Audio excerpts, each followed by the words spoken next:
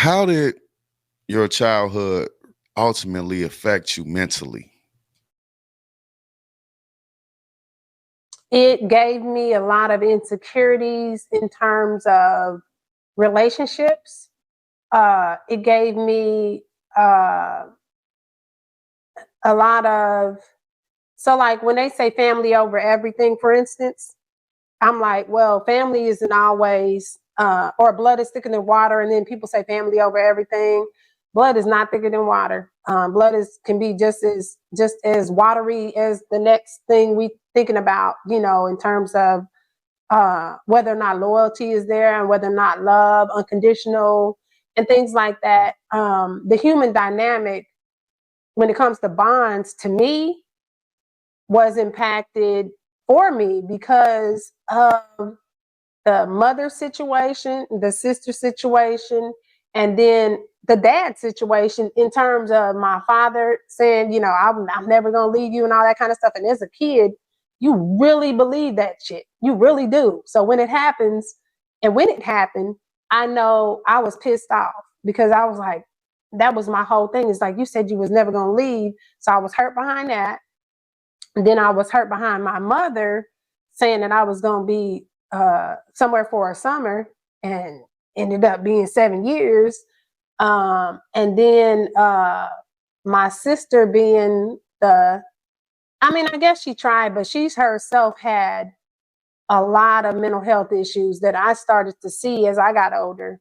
That was what it was versus it being necessarily her being an evil person just for no reason. And I think a lot of times when people have that disposition, there's a lot more to it.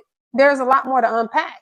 So for me, it just fucked with my ability to have successful relationships and to understand how to love and be loved.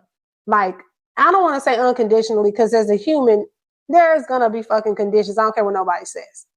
There are conditions. That's just what it is. We don't have that God love that everybody talks about you should have. And it's like, no, God has that love. I don't have it.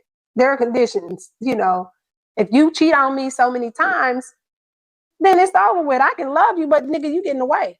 Or as a friend, there's so many chances I give you, but after that, it's like, nah, I'm not gonna keep on doing that. But I think it made me have a short fuse with a lot of things where I didn't get too connected with anybody because of that. So. Right, because I'm like, all right, so my dad, he ends up, I'm not sure what type of relationship you had with your sisters before your dad passed. Did you have a relationship with them before your dad passed? I heard that they loved my dirty draws. I was just a baby that they loved to carry around and do stuff for. I remember getting the only sibling of the older ones that really fucked with me, I think, even to her death, and she passed away in 2008, was my oldest sister. But now the oldest sister, I'll see her like stuff on Facebook that I say, and we're not Facebook friends, but some family that we're mutual friends with on Facebook, she'll like my comment, but she won't answer my call. So it's kind of like, what? I haven't tried to call her in years, though. Let me be clear. But when I did try to call her or text her, she wasn't trying to respond to me. But at the funeral of my older sister, I got into a fight with my younger sister, the one that raised me. So there's a tremendous amount of layers to it when it comes to what happened from my childhood for being their baby sister. Like, oh my God, I remember getting my hair done, getting gifts from them, getting all kind of different things, to now the baby sister, now I'm her worst enemy. Now she's fighting me like a nigga on the street. Now I can't even say anything her way or go check on her because she's like, no, fuck that bitch, and da da da da da. And I'm like, I'm cool with her kids. My niece, which is her daughter, we're like best friends. So we make a point to not talk about her mother like that, and I'm respectful. And I love my sister, so I'm not bad mouthing her and things like that. But we know the reality of a lot of situations where it wasn't just me who had some of them fucked up situations. It trickled down into her own children. So That's tough. I yeah, don't know. Even at my older age right now, I don't know if I can bring a 10-year-old into my house because it's my daddy's child, and the mom, can't from take the care of it. woman who he treated like a princess, but fucked up, maybe even beat on my mother and everything in between. I mean, those are the stories I've heard. Again, I don't have nobody to say, oh yeah, that's true. I just had people telling me that. But you know how you kind of want to get another perspective, like, did this really happen? Is that really what's going on? I don't know. So I say that as hearsay because, you know, you don't want to believe it, but same time you're hearing enough of it, like, damn, there's reason to believe, that is true, but still, it's just one of those things that even as an adult with my mother, her husband passed away from COVID a few years ago. And when he did, I wanted to take that opportunity to embrace her, even after all those years. And trust me, I did not get the great good graces of my siblings when I did that shit. I was every name in the book, as they say, not like that, but they were just like, that's fucked up. Why would you let a bitch in the house and da da da da da, da da da da da, all this and that. And I tried it for almost a year. It didn't go well because I realized I'm glad this woman didn't raise me. That's what it is. And I mean, I love her, but I can't fuck with her. It's just like, she got an issue with black people in real life. And I'm like, how? How, bitch? How? So that's just interesting to me. I cannot understand that one. And that's when I realized I can't deal with. She got an issue with black people, and she had were they married, her and your father? Yeah, she told me, she said one day she was explaining some situation. I don't know, something that happened to her back in her area where she lived at before she moved with me. And she said that she was explaining how someone looked, this black guy. She said, he was as black as my shoe. I said, what? He was as black as my shoe. Who was as black as your shoe? The guy. I said, so he was a black man. I said, Mom, don't you ever say no shit like that to me in your life. I said, if you say that around anybody else, I guarantee you will get your ass beat. She was like, well, you know what I'm saying? I almost was like, bitch, no, I don't. And why the fuck would you say something like that? Like, it was just audacity. But to understand that, well, this is who she really is. That sounds terrible. It seemed like you was getting racism from blacks and whites. Well, I mean, when I was being raised by her and my father before he passed, what I can remember of the childhood, and that could be something. I was just talking to my middle brother a few weeks ago, and we were talking about situations that we remember from totally different vantage points, which is crazy because then that told me that maybe I blocked out a lot of real shit that happened and I've made up some fantasy of what really happened. And I don't know, because I'm like, I don't have nobody that's going to tell me I'm wrong, because she's not going to tell me I'm right or wrong. She's going to come up with some sort of her own version of what the truth is. So um it's like, I don't know. I could say anything happened and believe it and think that, well, it could have because of XYZ, but at the same time, I don't know. But what I do remember is that there was a lot of cultural differences that she wasn't aware of, like my hair. She was trying to do something with my hair. I was always crying because I don't know what she was doing with my hair. She could never do my hair. And one time she put a jerry curl on my hair, and I had really, really long hair. That shit shriveled up and broke off, and I was like, I don't know, it was like right here by the time it started to break off. Well, it was breaking off because I think it was down to my butt when I was a little girl. And she put that on there, and when my sisters found out she did it, they were going off. They were like, what? Why would you do this? And she was trying to explain why. And it just got really ugly. And they reversed it, but my hair had fallen out. But I have a good grade of hair, thankfully, and it grew back and all that kind of stuff. And now I'm just like, I'm cutting shit off. It's just gonna be where I want it to be now. But there was a lot of cultural differences when I was growing up, and I don't think she understood a lot of it. And I don't know what that dynamic was between her and my father for real, because I wasn't around. I was at some point I was at school for most of the day anyway, once I started to be school age. And so the experiences that my brother saw, because my middle brother, he's just 2.5 years younger than me or so. But my baby brother, he's 6 years younger than me. So when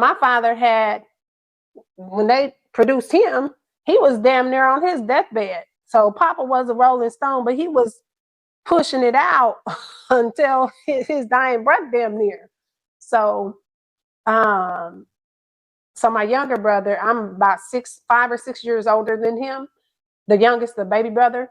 But the experiences that we had were all different, even in that household. Now I know my baby brother doesn't remember anything from the upbringing when my father and everybody was around. I don't think he even has a memory of him, period.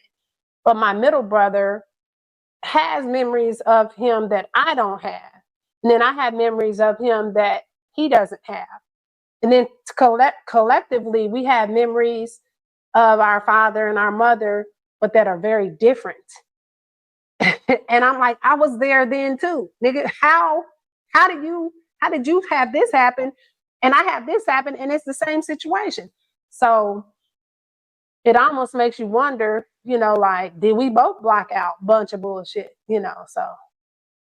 Yeah, that happens. I was talking to a guy, and he told me that him and his brother remembers so much, many things that he don't remember. And it can be like that. You can remember certain things growing up, and your brother can say, no, it didn't go like that, man. It was like this to me.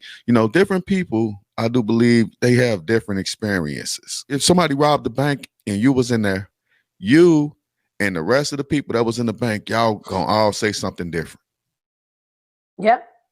Because it's coming from the point of view of whoever, is telling the story. And that to that point, it's interesting because a few weeks ago we were talking about a memory, and a specific memory where I remember still in my father's car and trying to go to the store around the corner. Now, keep in mind, he passed away when I was 10, so I had to have been like 7 or 6 or something when I did this shit. That's how crazy. I'm like, what? But that's what it was. I tried to steal his car, and my middle brother was in the car with me. And we try to go around to the store because we always walked around the corner to the store to use the food stamps or whatever to buy whatever candy and shit we was getting. But we would walk around the corner to the store. I was 6. He had to have been 3 or 4 or something like that. So I'm like, y'all was just letting us go. What the fuck? Like, what? So we were little kids doing that. But when we took my father's car, I took it.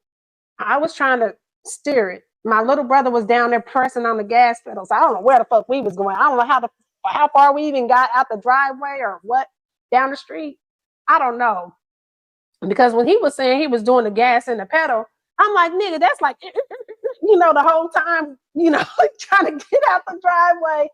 So I'm like, oh my God. And his memory was that it was a car. And I was saying it was a truck.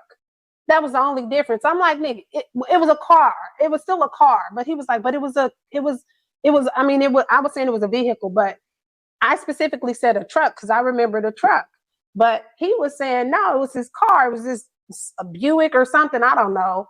And I'm like, that's not a significant detail difference, but just that alone lets me know, wow. And then he started talking about stuff that happened. And I'm like, I don't remember where I was or where was I when this happened. And I don't remember it happening like that. And it was just so much stuff. And I'm just like, the kid I was then, I thank God my kids ain't nothing like me in that regard. Cause I'm like, I would have beat the shit out of myself. Just like, what? You stole, I had to have been every bit of maybe 6 or 7. And I was trying to drive a car. Right. That's crazy. So ultimately, do you think that you can ever become cordial with your family? With my siblings, the older siblings, that would definitely be a lifelong dream. With my younger siblings, myself, the ones that were raised with my father and mother, we're pretty good. We're pretty cool. I don't have an issue with that. But my family overall, I don't know a lot of my uh father's side because they were like ancient, to be honest. I don't even know where to begin with that side of it. With my mother's side, I'm cool with my sister on the white side, I call it. Um, one of the siblings from her end of it passed away from suicide. But so now there's the oldest boy and her. And I talk to her off and on. We talk shit about the weather. We talk shit about whatever. And you would think we were raised in the same time frame because we're more close.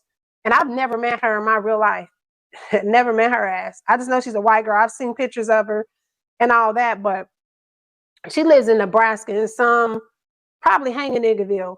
And I'm like, girl, I'm not coming out there. I'll meet you halfway somewhere else. But she's talking about the nearest store, you got to drive into town. I'm like, bitch, I'm not coming nowhere where I got to drive into town to go to the store. That means if shit happens, the police, it's going to take them a long ass time to get here. Or the hospital is 10 miles that way or something. Like, no, no. So I'm like, no, we have to meet somewhere in between. But I've never met her in real life, but we are cool as shit with one another. And we didn't start out that way either. So it was just such a random way we even started talking. And just, I don't know. So my siblings on my dad's side, no. I don't know if that'll ever be a reconciliation fully with that until somebody passes away and then they say, you know what? I should have, treated you better. Let me try to do this because now so and so is not living. I don't know if one is talking to the other and like, no, when you got people that don't like you, then it's like they team up. I don't know if it's that situation and one of them really is like, no, I really like her and I want her to be my sister. But then there's another, uh, sibling that's just like, no, fuck that bitch, blah, blah, blah. Because I have a brother on that side too and fell out with him. But I fell out with him on, uh, he was in some bullshit legally. And he was trying to get me wrapped up in it. And then he ended up being one of them dudes that beat on his women. So he was trying to turn me into one of them chicks that he do that to. And I'm like, well, I will beat your ass and you'll be having to go to the ICU because I'm not going to play like that. And the fact that my brother, blood brother, even though he's half, was talking like that to me, I was just like, what? So, you know. Right. I understand when you're young, you fight your brothers and sisters, but that's if you guys As are an like, adult, though, yeah, right, but as an adult, that's domestic violence. Like, nigga, what are you doing? What are you talking about? I don't know. I just have different understanding about things. Like, yeah, as siblings, me and my middle brother, for instance, we still fight here and there, but it's not fighting physically. We're not, we might get into an argument or something like that. Where I'm not talking to him because he's being stupid about something, or he's mad at me, uh, driving somewhere, he's mad at me because I didn't say or do something he was asking me to do earlier and I forgot or whatever. It's that kind of thing. Sibling stuff where it's not even necessarily sibling, it's just personalities clashing. But yeah, the other stuff is just like, nah, bro, you're doing too much. Uh, and you toxic, period. And it's like, whether you family or not, get the fuck away from you. Right. I believe in that. I believe in getting away from people if they're toxic, whether they're family or not. I'm looking at the Mm-hmm. stuff in the background. I see a beautiful black woman. So I can assume that you're very Afrocentric, right? All right. Yeah. Tell us about the clothing line. So Dirty Words Apparel is I'm a writer first and foremost, so I always play with words, and I love double entendres and having multiple meanings when it's coming to branding or business things like that. So Dirty Words Apparel originally started where I was trying to use it as merchandise for my music because I did spoken word erotica a little while back, and I've kind of set that down just because it's like, well, I'm not trying to be an artist. And if anything, I'm just going to write versus trying to be in the front of the camera or whatever with that. But it originally started off as merchandise for my music. And when I started designing, because I also do all my graphic designs and stuff like that for my brand. And so when I started creating some of the t-shirts and the graphic tees, I started noticing that I wanted more messaging than just the music lyrics or, little catchphrases from the songs that I was writing, because it also limited me to only grown and sexy erotica type things. And I knew I wanted a wider messaging, and I wanted something that was a voice and had a deeper meaning than just that. So it started to go from being the merchandise for my music to an actual brand. And that's where the brand voice started to be developed and a lot of different things. So the other side of Dirty Words Apparel is the things that we don't talk about, the things that we brush under the rug, from the LGBTQ side to the Black conscious side to the colorism side to the all different dynamics, from women's body imaging, body shaming each other, to men body shaming women, to men not being loved and feeling less than and that sort of thing too. So all of those um I want to say ideologies were where I wanted to go with that side of the brand. So over time I started to develop um a voice for it. And that voice started to get bigger and bigger, and it's what it is now. Now these back here, Dirty Pleasure Show, that's the merch for the show, Dirty Pleasure Show. But then Dirty Words Apparel, that was what originally was supposed to be the music. And then this is the shirt for that. But there's other pieces that I have that are specific for Dirty Words Apparel. And one of the signature t-shirts is called What You Say and How You Say It. And it's just to speak to what you say and how you say it does matter. So it's not just what you say or how you say it, it's all of that. So when we're talking about, do you love somebody, it's also how you show it. It's also what you say too, or if you hate somebody, or if you dislike what somebody's saying, or if you're trying to say, oh, well, I don't fuck with this certain person or this certain group, it's what you say and how you say it. So that's the messaging behind that sort of brand, or not, that's not brand, but the line. So it's just a reminder, like, it's what you say and how you say it. So, it's like, be careful how you say things, because it Right. does hurt, it does break people. Right. I definitely understand what you mean. It's just like, me describing a guy as being as black as that cast iron skillet in that kitchen. You know what I'm saying? All right. So Yeah, how that did you get part. into the podcasting? um, so I got into podcasting originally. It was because I was trying to do a women's month sort of thing on Instagram, and I invited one of the girls that I had been friends with at the time for years to be like a guest host for me. And so we started out doing topics about women and things like that, and kind of giving our take on it. And then we started integrating other people into the conversation.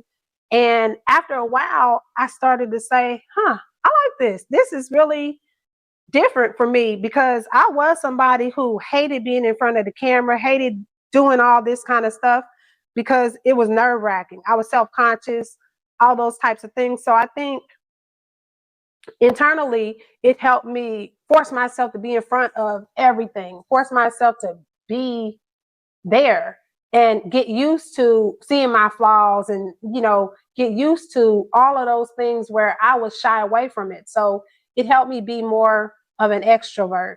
It helped me get out of my introvertedness and really start to embrace my voice and conversations with people. And it went from the Dirty Pleasure Show to That Part podcast. But as I started to go along, I started to realize I really like doing this. And so every time I went into a new season, I would continue to elevate my aesthetics, the branding, the social media marketing. I was always trying to elevate the look of everything. So won't you tell the people where they can find you at, where they can find the clothing brand, where they can find the podcast at? Okay, so plain and simple, dirtypleasureshow.com for all of the social media there. You can follow the podcast at TDP Show Pod on the YouTube and that sort of thing. Thatpartpodcast.com for booking and all the social media there. Then dirtywordapparel.com for the merchandise as well for the show, as well as the brand Dirty Words Apparel. So that's the quick and easy of it all, rather than try to go down the list of all the social media, because they all have their social media.